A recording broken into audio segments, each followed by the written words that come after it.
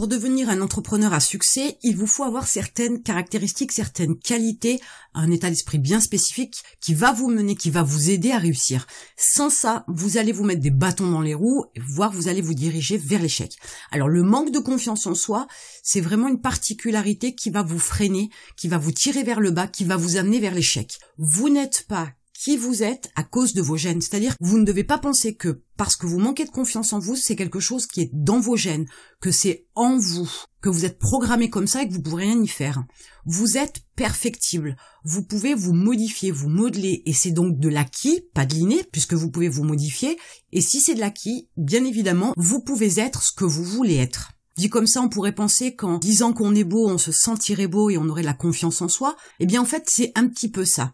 C'est-à-dire que vous pouvez être ce que vous voulez être dès l'instant où vous êtes capable de faire entrer les bonnes informations par votre conscient et de faire digérer l'information et accepter l'information par votre subconscient. Pour combattre le manque de confiance en soi, vous allez vous y atteler en deux parties. Tout d'abord, vous devez trouver les causes du manque de confiance que vous avez en vous. Et ensuite, il va falloir les traiter. Le manque de confiance en soi, vous pouvez le repérer parce que vous avez tendance à avoir des doutes, surtout.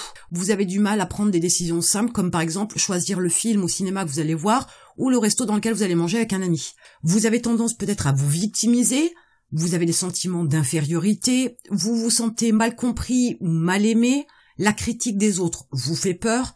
Vous êtes dans l'incapacité de vous affirmer, alors que ce soit des problèmes pour s'exprimer oralement ou exprimer ses besoins, ne pas avoir l'art et la manière de pouvoir dire ce que vous voulez. Ce sont ces sentiments, ces ressentis et ces pensées que vous pouvez avoir qui vous prouvent que vous manquez de confiance en vous. Mais cet état-là de manque de confiance en soi, il est réversible. Vous pouvez inverser la tendance, vous pouvez changer les choses et enfin avoir de la confiance en vous. Donc tout d'abord, comme je vous le disais, vous devez savoir quelle est la cause ou quelles sont les causes du manque de confiance en vous. Alors ça peut venir de votre éducation. Les premiers modèles, par exemple, sont vos parents. Mais ça peut être aussi les enfants autour de vous à l'école, ça peut être les maîtres et les professeurs, ça peut être une nourrice, par exemple, le reste de la famille, bien évidemment, mais toutes les personnes qui sont autour de vous ont peut-être apporté leur pierre à leur édifice pour incrémenter en vous ce manque de confiance en vous. Alors, peut-être que vous avez eu des parents qui ne vous ont pas valorisé, qui ne vous ont pas soutenu, qui n'ont pas été à l'écoute, qui vous ont dénigré, qui vous ont humilié, voire qui vous ont abandonné. Il y a tout un tas de possibilités qui peuvent être les causes de votre manque de confiance en vous. L'absence d'un parent peut ébranler la confiance d'un enfant. Et par ricochet, en tant qu'adulte, ça se répercute. Vous pouvez aussi peut-être avoir manqué d'autorité parentale, voire même avoir subi des maltraitances. Mais ça, il faut absolument aller chercher cette partie-là dans votre éducation, dans vos modèles autour de vous, pour déterminer peut-être dans cet environnement-là les causes de votre manque de confiance en vous. Alors là, on repart de la base et après, dans l'évolution, peut-être que vous avez mis en avant vos échecs, votre entourage aussi l'a peut-être fait, vous n'avez regardé que vos erreurs ou vos incapacités, plutôt que de regarder vos réussites, vos victoires et vos compétences. Si vous vous focalisez toujours sur le négatif, vous entretenez le manque de confiance en vous, et toutes ces petites graines au fur et à mesure que vous avez plantées dans votre subconscient, ça germe, ça grandit, ça fait qu'abîmer la confiance que vous avez en vous. Donc il faut absolument déterminer quelles étaient les graines. Vous avez eu des échecs, des chocs émotionnels, des décès, des ruptures, des accidents, et à partir de cela, vous avez peut-être établi une généralité dans votre tête. Autrement dit, si par exemple vous avez toujours le sentiment que les gens abusent de vous, parce que vous vous pensez trop gentil et que vous ne savez pas dire non, dans votre tête, peut-être que vous vous dites que vous êtes trop gentil, c'est comme ça et on ne peut rien y faire, vous aimeriez être différent, mais pour autant vous ne faites rien pour que les choses changent.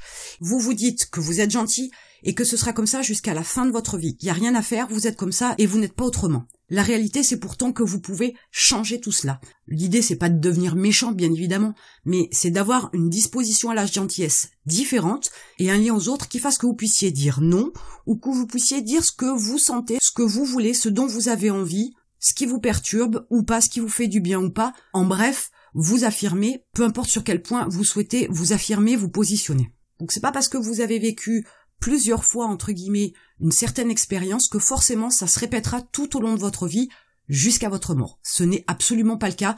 C'est dans votre cerveau qu'il a été généré une généralité parce que vous avez vécu plusieurs fois la même chose et des choses plutôt négatives. Donc ça peut être une des causes de votre manque de confiance en vous. Ensuite, il y a aussi ce que vous vous dites. Vous savez, cette petite voix qui sans arrêt vous sous-estime, vous sabote, vous juge. Et en écoutant cette petite voix, vous contribuez aussi à abîmer la confiance que vous avez en vous. Donc si vous avez tendance à l'écouter, faut savoir ce qu'elle vous dit de façon à pouvoir rectifier le tir. Ensuite, il y a les besoins que vous avez. Les besoins ont forcément une cause.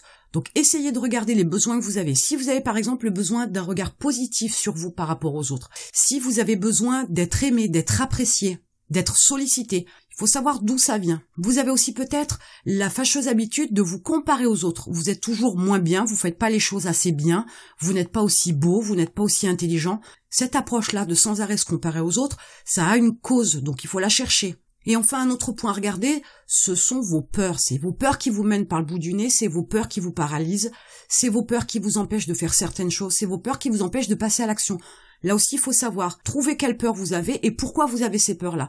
Et c'est en connaissant la racine du mal que vous allez pouvoir mettre du désherbant dessus pour qu'il n'y ait plus aucune mauvaise herbe qui pousse dans votre cerveau, dans votre conscient et votre subconscient, de façon à pouvoir combattre le manque de confiance en vous. Puisque vous cherchez les causes, vous devez aussi regarder votre environnement aujourd'hui.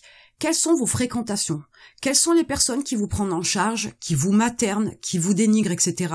Ces personnes-là, elles contribuent aussi à apporter des mauvaises graines à votre subconscient. Peut-être qu'à leur contact, vous vous sentez petit, vous vous sentez mal à l'aise, vous vous sentez mené, vous vous sentez dominé. Tous ces sentiments-là que vous ressentez sont néfastes pour vous. Vous pourriez déjà commencer à éviter de côtoyer ces personnes-là. Si elles génèrent des sentiments négatifs et qu'elles abîment votre confiance en vous, forcément ce n'est pas une bonne chose pour vous. Dans votre vision aussi au quotidien, quand vous regardez ce que vous ne pouvez pas faire ou ce que les autres font mieux que vous, à ce moment-là, vous êtes concentré sur le problème plutôt que la solution. Essayez de voir quelles sont vos compétences, vos connaissances. Aujourd'hui, qu'est-ce que vous faites de bien?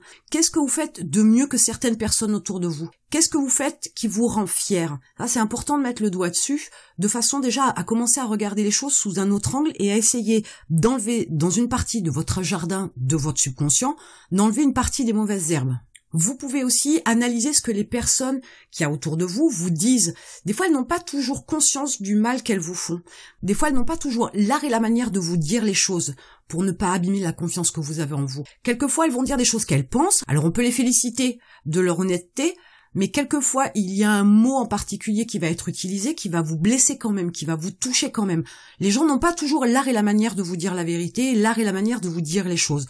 Alors on peut pas toujours vous prendre avec des pincettes, bien évidemment, mais quelquefois elles n'ont pas conscience du mal qu'elles vous font. Elles n'ont pas toujours conscience qu'elles abîment votre confiance en vous. Donc avant de vous mettre en colère, avant d'avoir toute une rage qui monte et que vous ne saurez peut-être pas exprimer, vous ne saurez peut-être pas faire sortir, posez-vous la question à savoir que la personne qui vous a dit quelque chose, elle ne l'a peut-être pas dit avec de mauvaises intentions au départ, elle a été maladroite, mais son intention de départ n'était pas de vous faire du mal.